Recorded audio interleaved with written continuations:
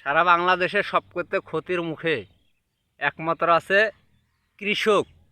এখন কৃষি কৃষকের জন্য না কৃষক কৃষির জন্য।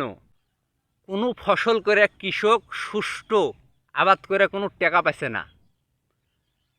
কৃষকের যে খরচ, সার বিষের বিভিন্ন যে খরচ একটা, এই খরচের টাকা বর্তমান কৃষকের আসছে না। কৃষক বিপদের মুখে আছে, প্রত্যেকটা কৃষক।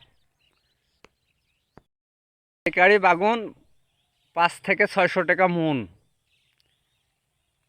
কৃষক দাম পাইছে না, অথচ সাধারণ জনগণ কিনতে গেলে কম টাকাতে হচ্ছে না।